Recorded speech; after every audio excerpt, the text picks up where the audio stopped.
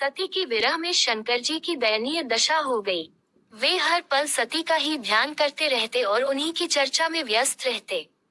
उधर सती ने भी शरीर का त्याग करते समय संकल्प किया था कि मैं राजा हिमालय के यहाँ जन्म लेकर शंकर जी की अर्धांगिनी बनूं। अब जगदम्बा का संकल्प व्यर्थ होने से तो रहा।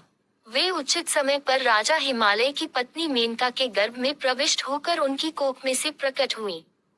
पर्वतराज की पुत्री होने के कारण वे पार्वती कहलाईं। जब पार्वती बड़ी होकर सयानी हुई तो उनके माता पिता को अच्छा वर तलाश करने की चिंता सताने लगी। एक दिन अचानक देवर्षि नारद राजा हिमालय के महल में आ पहुंचे और पार्वती को देख कहने लगे कि इसका विवाह शंकर जी के साथ होना चाहिए और वे ही सभी दृष्टि से इसके योग्य हैं।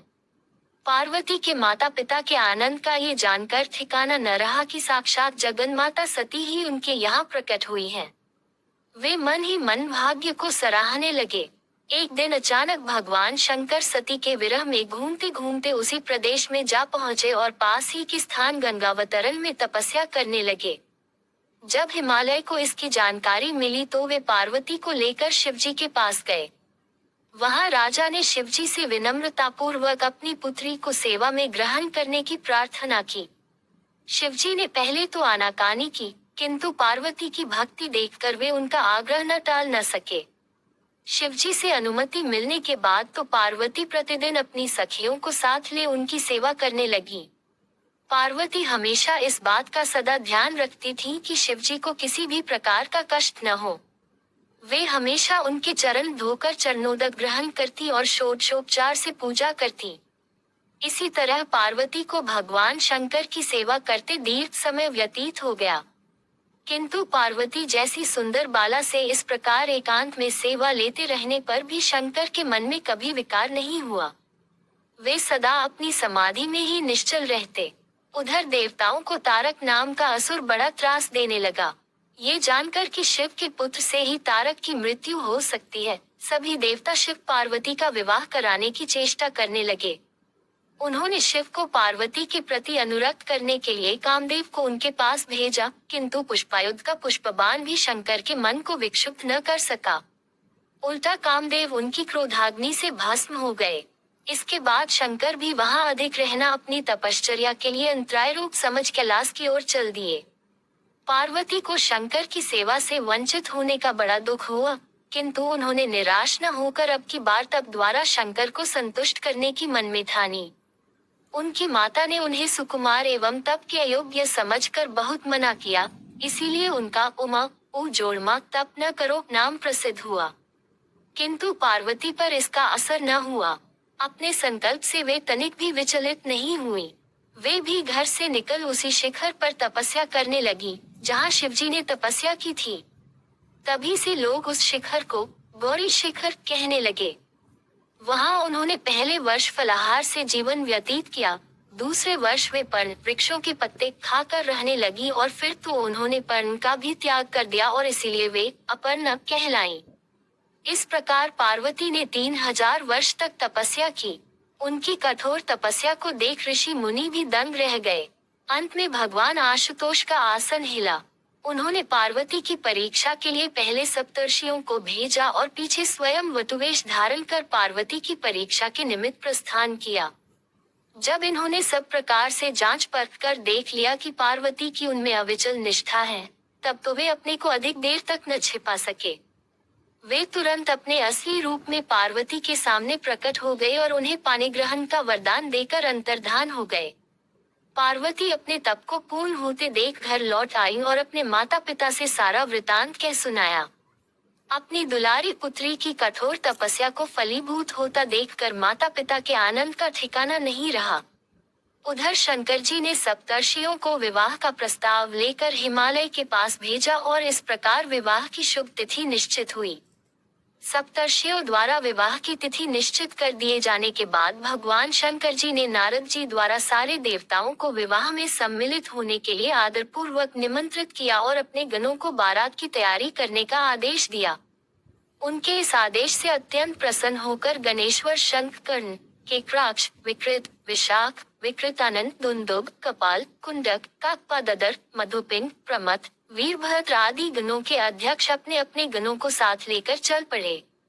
नंदी, क्षेत्रपाल, भैरव आदि गणराज भी कोटि कोट गणों के साथ निकल पड़े। ये सभी 3 नेत्रों वाले थे। सबके मस्तक पर चंद्रमा और गले में नीले चिन्ह थे। सभी ने रुद्राक्ष के आभूषण पहन रखे थे। सभी के शरीर पर उत्तम भस्म पुती हुई थी। इन गणों के साथ शंकर जी के भूतों, प्रेतों, पिशाचों की सेना भी आकर सम्मिलित हो गई। इनमें डाकिनी, शाकिनी या तुधान, वेताल, ब्रह्म राक्षस आदि भी शामिल थे। इन सभी के रूप, रंग, आकार, प्रकार, चेष्टाएं, वेशभूषा, हाव भाव आदि सभी कुछ अत्यंत विचित्र थे। किसी के मुख ही नहीं था और किसी के बहुत से मुख थे। कोई बिना हाथ पैर के ही था तो कोई बहुत से हाथ पैरों वाला था। किसी के बहुत सी आंखें थीं और किसी के पास एक भी आंख नहीं थी। किसी का मुख गधे की तरह, किसी का सियार की तरह, किसी का कुत्ते की तरह था। उन सब ने अपने अंगों में ताजा खून लगा रखा था। कोई अत्यंत पवित्र और कोई अत्यंत विभत्स तथा अपवित्र गणवेश धारण किए हुए था। उनके आभूषण बड़े ही डरावने थे। उन्होंने हाथ में नर कपाल ले रखा था। वे सबके सब अपनी तरंग में मस्त होकर नाचते गाते और मौज उड़ाते हुए महादेव शंकर जी के चारों ओर एकत्रित हो गए।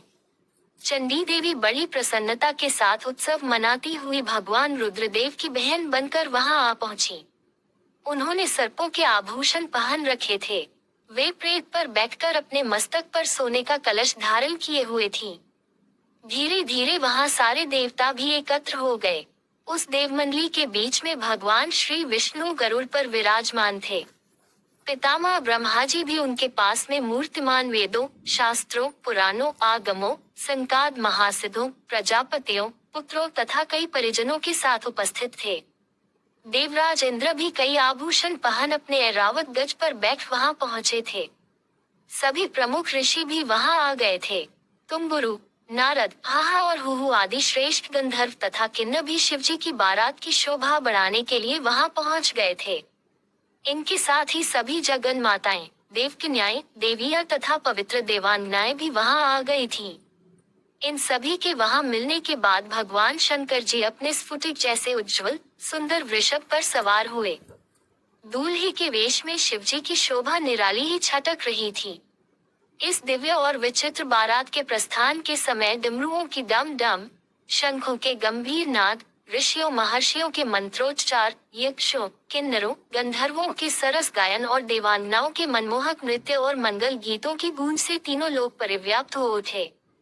उधर हिमालय ने विवाह के लिए बड़ी धूमधाम से तैयारियां की और शुभ लग्न में शिवजी की बारात हिमालय के द्वार पर आ लगी। पहले तो शिवजी का विकट रूप तथा उनकी भूत प्रेतों की सेना को देखकर मीना बहुत डर गई और उन्हें अपनी कन्या का पानी ग्रहण कराने में आनाकानी करने लगी। पीछे से जब उन्होंने शंकर जी का करोड़ों कामदेवों को लजाने वाला 16 वर्ष की अवस्था का परम लावण्यमय रूप देखा तो वे देह गेह की सुधि भूल गईं और शंकर पर अपनी कन्या के साथ ही साथ अपनी आत्मा को भी न्योछावर कर दिया। हर गौरी का विवाह आनंद पूर्वक संपन्न हुआ। हिमाचल ने कन्यादान दिया। विष्णु भगवान तथा अन्यान्य देव और देव रमणियों ने नाना प्रकार के उपहार भेंट किए। ब्रह्मा जी ने वेदोक्त रीति से विवाह करवाया।